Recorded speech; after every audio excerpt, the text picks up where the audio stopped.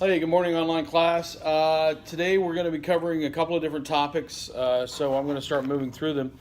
I'll be sending out a notice later on today that will give you the link to this lecture. We got a lot of stuff coming up. Information speeches, informative speeches are coming up here in the next 10 days, so we need to really move through this so that I can get you prepared for that. All right. So the first thing we're going to want to talk about today is outlining. Okay. So outlining is very important. Now you've taken English 101, so you've taken an English comp course, so you should understand outlining.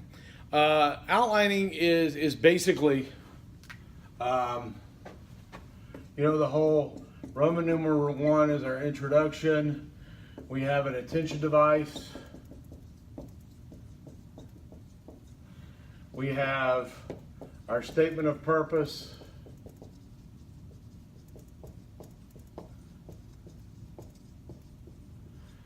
Okay, we have our preview of our main points.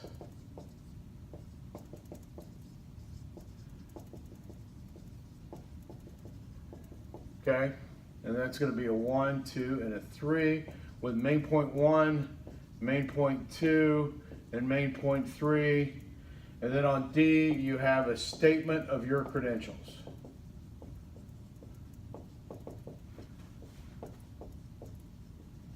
Okay? All right, there's your introduction. Now, I want to stress to everybody that you need to build this like this, okay?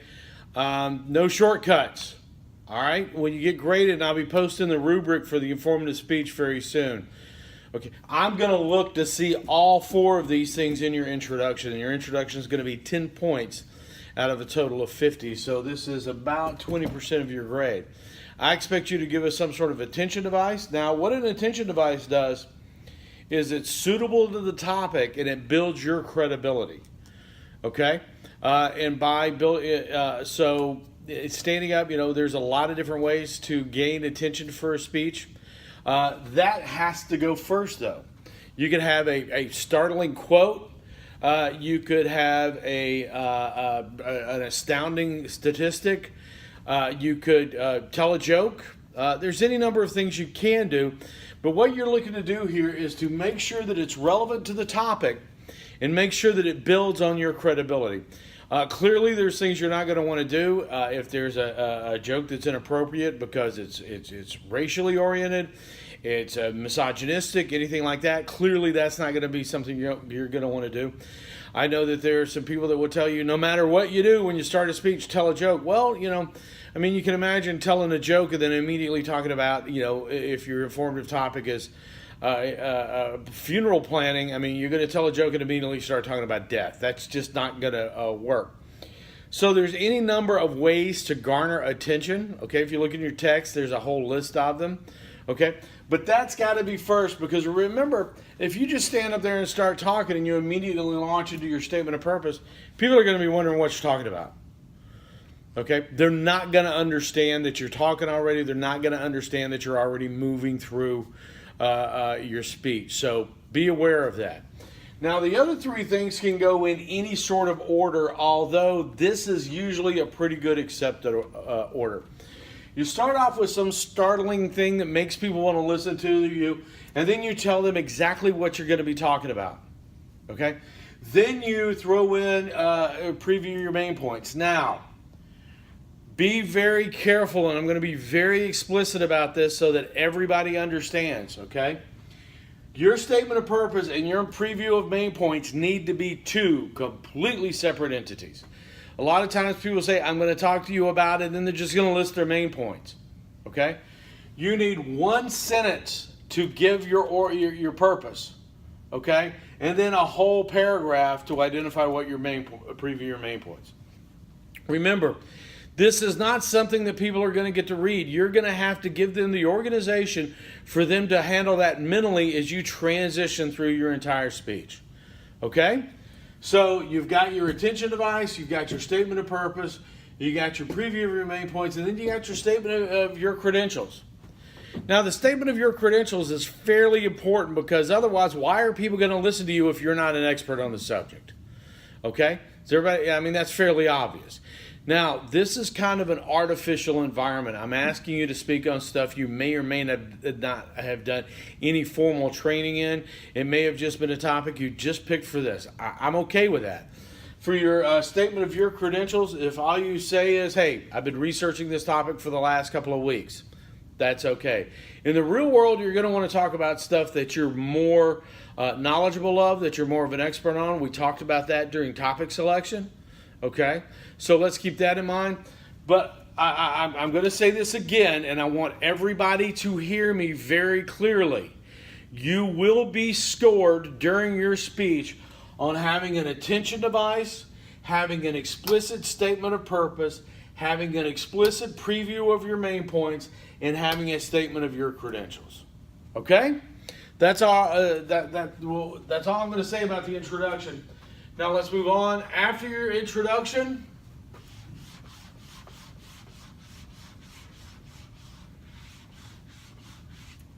you will have, this will be Roman numeral 2, will be your first main point. Subpoint 1, subpoint 2, okay? All right? Now, we discussed last time organization, be it chronological, topical, all those. You can go back and relook at that lecture. You have the tape, okay? Then you're going to want to give an explicit transition.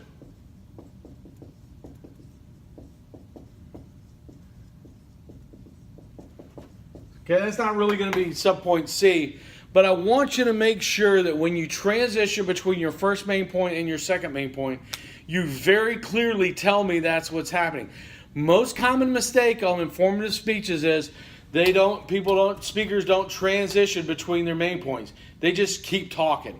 And for a talk, that's okay, but remember, this isn't talking in front of people. This is public speaking. I expect you to act like you're giving a speech in public. So then we get to main point, your second main point,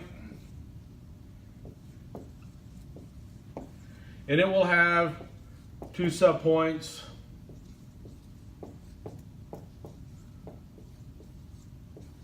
Okay?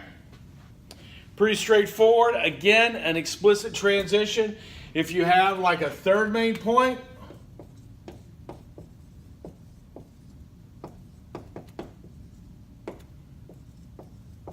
with 2 subpoints, okay?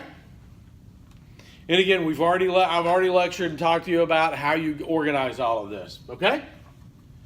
All right. The last thing is going to be your conclusion.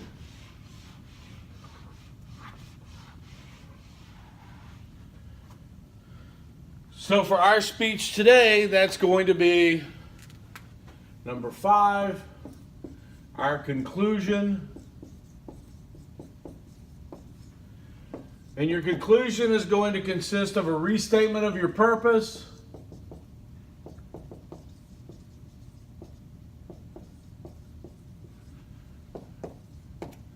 a review of your main points,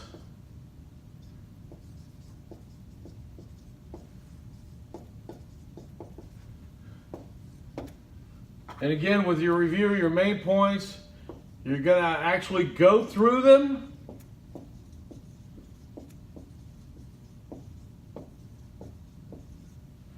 And then you're going to have a closing statement.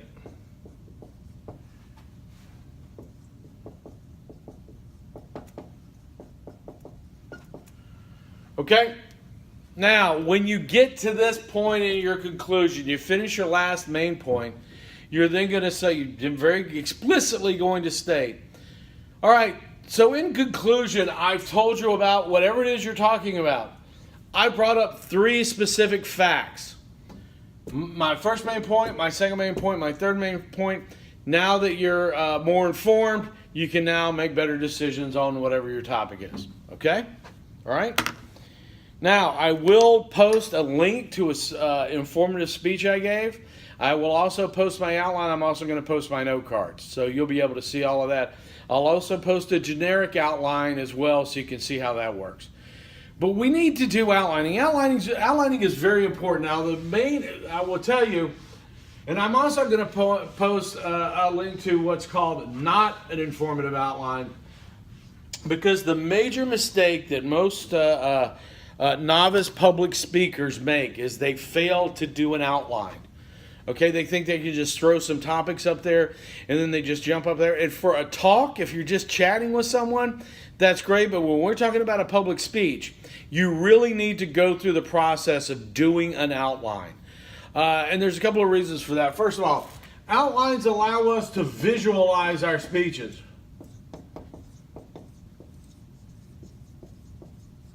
Okay? It allows us to visualize. You can actually see your speech. As you can see here, on mine, see if you can get that close enough to where you can see it.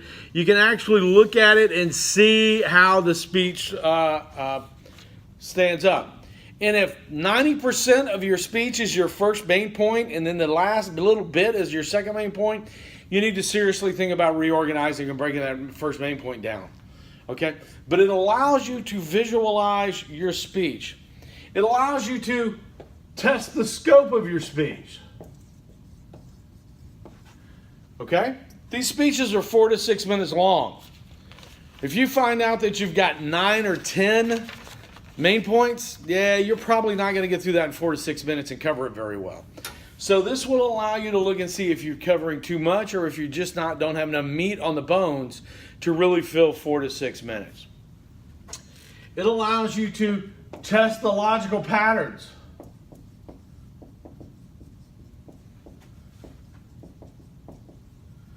Of the organization. I had somebody turn in a speech this semester that I went back and I said, hey, listen, it looks like you're trying to do a chronological development, but your first and third main points are chronologically developed, but your second main point is more spatially developed. So you need to fix that so that it's very obvious. And they look back at it and say, yeah, I can see your point. It allows you to test your supporting ideas and evidence.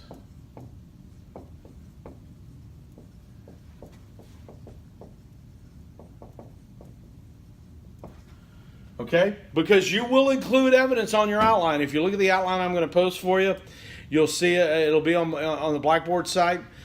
You'll be able to see how I included my evidence in each of each instance where I quoted it.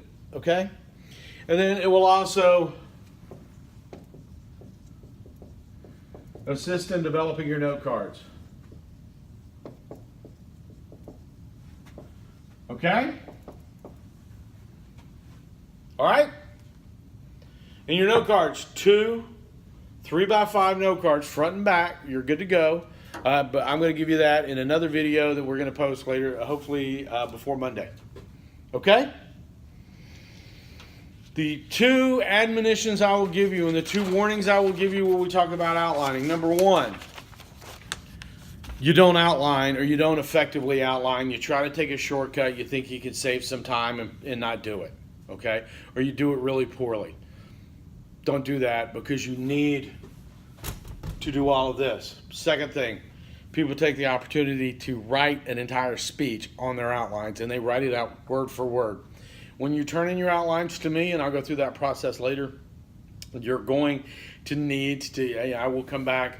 One of the things I oftentimes say is, hey, you've written your speech here. Don't do that. Okay?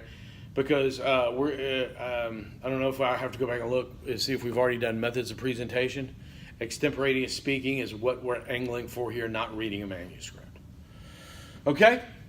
So that's outlining. If you have any questions, you can certainly email me. Post it on the discussion boards in your takeaways. If you post that you have questions, that's fine. Okay? All right, now we're going to talk about use of evidence. Okay? So if I got up here and I wanted to talk to you about pro football. All right? I played football in junior high school. I haven't played organized football since. Not a big I'm a big college football fan, not a big football fan otherwise. Okay, I know absolutely nothing about, very little about professional football. So if I started getting up here and pontificating about professional football, you look at me and you say, the guy has no background in football. Why is he even talking to us? But if I got up here and I was quoting Tom Brady, I can borrow his ethos, his credibility. Okay? We've talked about ethos, pathos, and logos. Pathos, persuading by emotion. Logos, persuading through logic.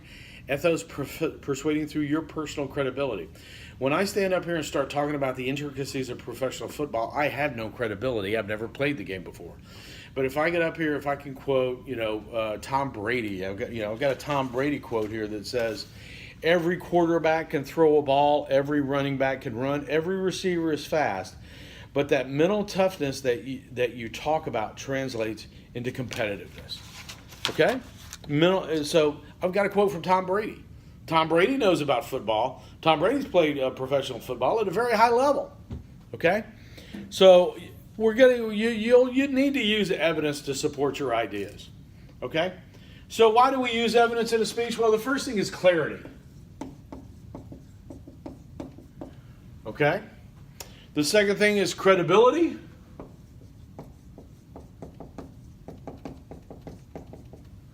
All right? Third is accuracy.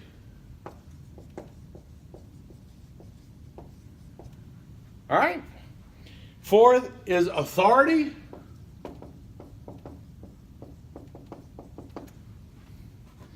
Fifth is currency.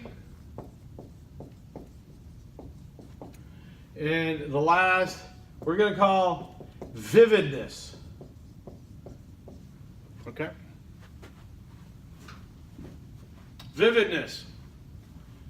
Okay? Keeps it real, let's say. All right?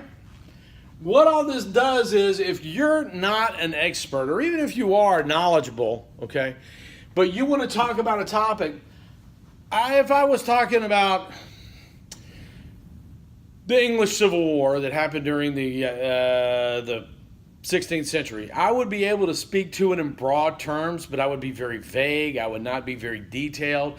I don't have a great background, okay? But if I looked at experts, they could give me clarity, they could give me credibility, they could give me accurate facts.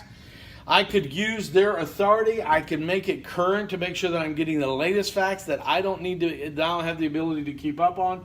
And then they can make it much more real because they were actually involved in the research. Okay?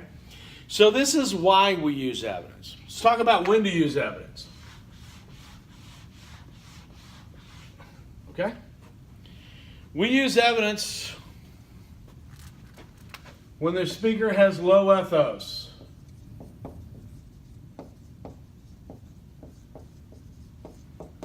In other words, the speaker hasn't established their credibility yet. Okay? And also, for persuasive speaking, audience attitude changes.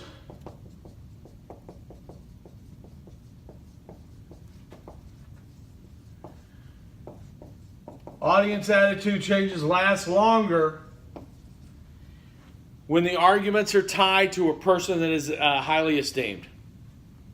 Okay? So if you've got evidence from somebody that people are familiar with, your audience attitude change is going to last longer if you have evidence.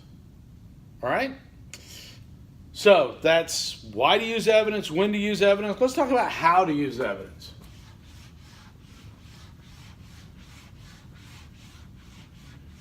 Okay? First of all, cite the qualifications of the source.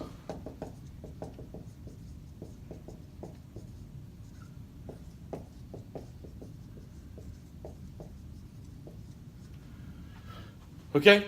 So the guy's name's Jim Jones. Who cares? I don't know Jim. I never met Jim. I don't know Jim's background. But if it's according to Jim Jones, who cares? But if it's according to Jim Jones, who has a PhD in molecular biology, okay. Suddenly Jim Jones is a credible expert. If you're talking about the spread of infectious diseases, you say, well, according to Bob Smith, again, who's Bob Smith? But according to Dr. Bob Smith, who runs the infectious diseases department at the Center for Disease Control in Atlanta, okay, suddenly he's a credible source. Okay? So cite the credentials. Number 2, be specific. Ask yourself this question: which has more impact? Most families in America or 62% of families in America. People are affected by numbers. People are affected by specificity. So be specific with your citations. And then use unfamiliar evidence.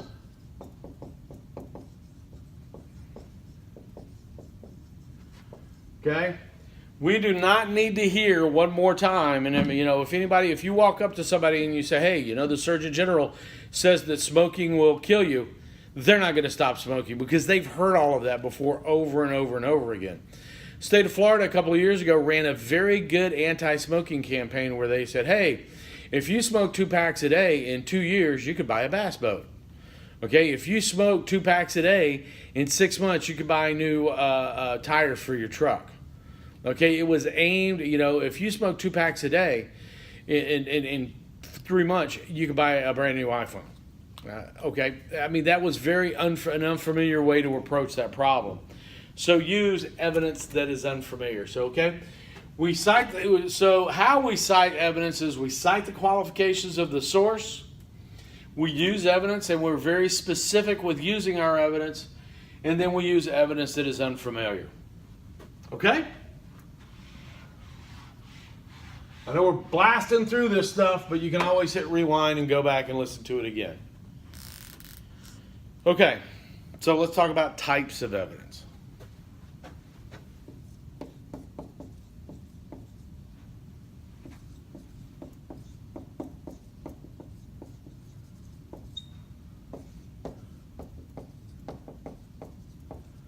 The first type of evidence are opinions. Okay? That can be public opinion, that can be expert opinion, that can be lay testimony, and lay testimony is like a lay minister, somebody who's not formally trained in the subject but would have some knowledge. Okay, public opinion is just a survey. Now be very careful about public opinions. A lot of people want to treat opinion polls. I mean, we're in the midst of the midterm elections. You see a lot of stuff about polls, but remember, polls are just mass opinion. They're not fact. So be very careful about using polls as if they are fact. They're just mass opinion. Expert opinions are great, but again, make sure you use the expert's qualifications that allows them to speak on the topic. That's very important. Okay, and lay testimony can be very good because if you're talking about something that's really personal, that can make something really impactful. If you want to talk about, one of the things that a speech I saw just recently, they use lay testimony about what it's like to go through cancer treatments. Okay, that wasn't a person who had any great knowledge or any depth of training, other than the experience they had when they went through cancer treatment. So that's something that you can use. Okay.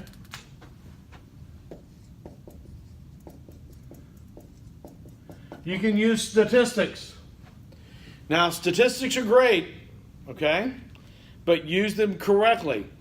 If you don't know the difference between, if somebody says the median, mean, average, okay, if you don't know what those words mean, you need to look them up because you don't want to cite them incorrectly. Because when you cite them incorrectly, somebody's liable to call you on it, and then your credibility is just destroyed. Okay, so make sure you use the statistics correctly. Okay, cite the sources of your statistics. Cite your sources. Okay, because if you stand up there and say 72% of all teenagers consume alcohol on a monthly basis, that's not something you had in your head. You found that somewhere. And if you don't cite the source, people are going to be sitting there going, well, how do they know that? And they're going to be distracted from your message. So cite the source of your statistics. Round up when possible, but be honest. Okay? 66.2%. Okay, 66.7% can be rounded up to 67%. I'm okay with that. It cannot be rounded up to 70%. Okay? Now it can be rounded down to 65% if you want to. Everybody understand that? If you don't, just shoot me an email and I'll explain it to you in more detail. But you need to, go back to your old, your junior high math when you were rounding. Okay, 66 rounds. If you're rounding to fives, it rounds down to 65. But 66.7 would round up if you're doing singles to 67. Don't get into 14 different decimal places. Try to round stuff off where it's possible without losing accuracy.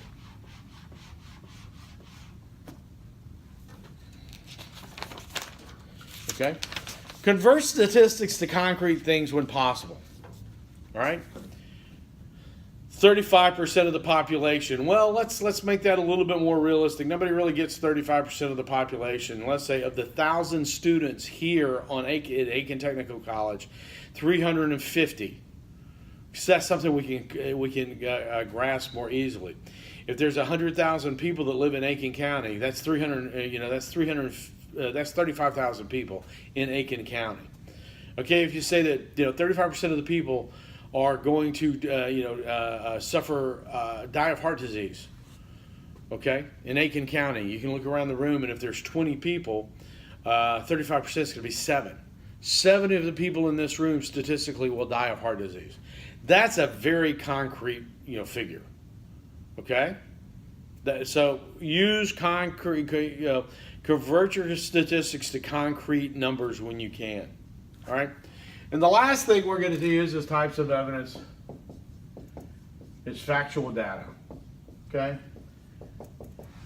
Now in the government, we talk about ground truth. If I was to go out and stand on the ground, what would I see? It's ground truth. Okay. That's something that can be empirically verified in time and space. So if I say it's 67 degrees outside, I can go outside with a quality thermometer and verify it's 65 degrees. Okay, if I say it rained 2 inches yesterday, I can go out and check my rain gauge and see 2 inches. That's factual data. Okay, be very careful that you do not confuse factual data and opinions. They're different. Make sure you express what they are. Okay, when you use them. All right. So, we've talked about the types of evidence, opinions, statistics, and factual data. Where are we going to find all this evidence? Well, the best place to find evidence is your personal experiences.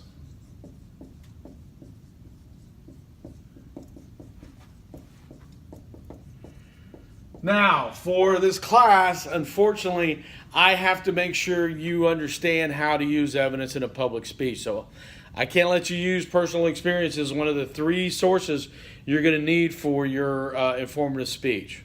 Okay? But you do need 3 sources. But personal experience is great because it involves, you can make it very vivid. It's very real to you. You should be able to remember it very easily. Okay? It also improves your credibility. Now, that not only says, hey, this is the time I almost drowned, so I'm here to talk to you about everybody should take swimming lessons. But also, if you've done personal research and gone out there and done primary sources, one of the great personal experiences that we can talk about is an interview. Well, when I interviewed the chief of police of Aiken,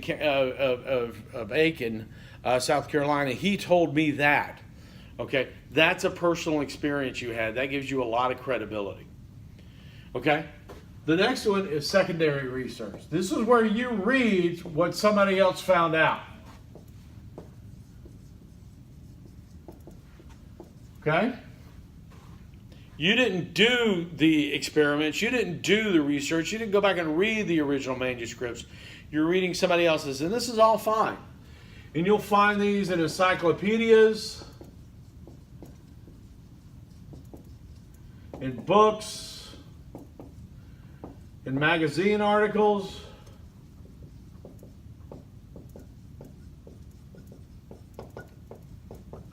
Okay? You'll find them in newspapers, statistical sources like the U.S. Census Bureau,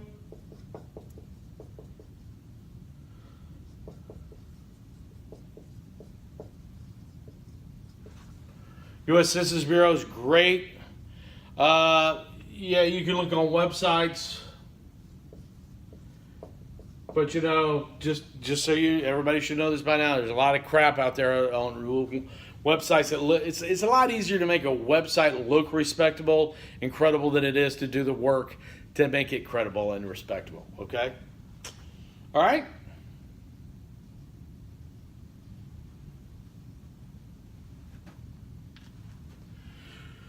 So your personal experience, your primary, your secondary research. Okay. And then the other thing, the last one,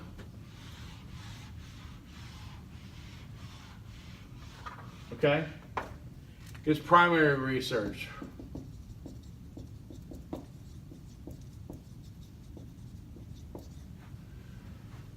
Okay, primary research is stuff like field work, where you go out and do experiments. Okay?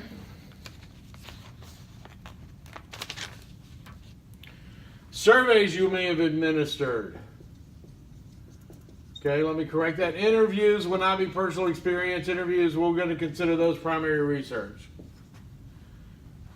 Okay? If you go back and read George Washington's original letters, that's the original manuscripts.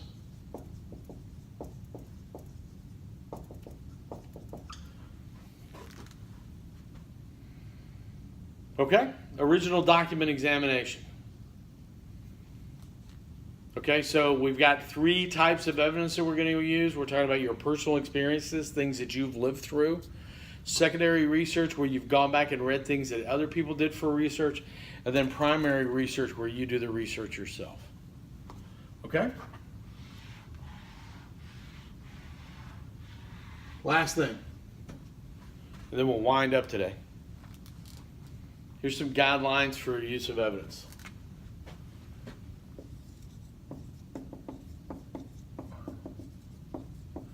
Use a variety of types.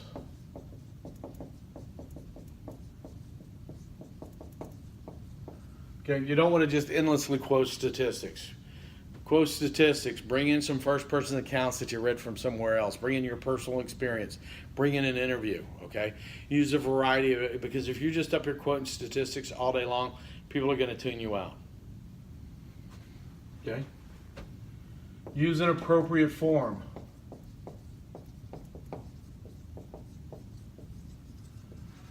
Sometimes you're going to get narrative or people telling their own personal stories. You'll get statistics. Okay? You're going to want to tailor that based on the audience. Like if I'm talking to a group of nursing students here at Aiken Technical College that are just starting their nursing education here, I'm going to go with a lot of narrative stuff. But if I'm discussing the same topic and I'm up at a hospital, like I'm over at Augusta University Medical Center and I'm talking to the board of directors, I'm not going to use a lot of a narrative. I'm going to want to hit a lot of statistics. Okay, because that's the realm those people work in. You'll get that through your audience analysis. Okay? Make sure your evidence is relevant. Okay? If I'm talking to a bunch of people in Aiken, South Carolina, and I start talking about disease transmission rates in the Democratic Republic of the Congo and West Africa, that means nothing to people. I need to make sure my evidence pertains to the people that the audience I'm actually talking to. Okay? Don't use too much evidence. Remember, your ethos, your own personal credibility is going to have a large impact on how well your speech goes. Okay? So make sure that you're talking and not just reading somebody else's. And then the last thing I'm going to tell you is really important. Don't manipulate your evidence.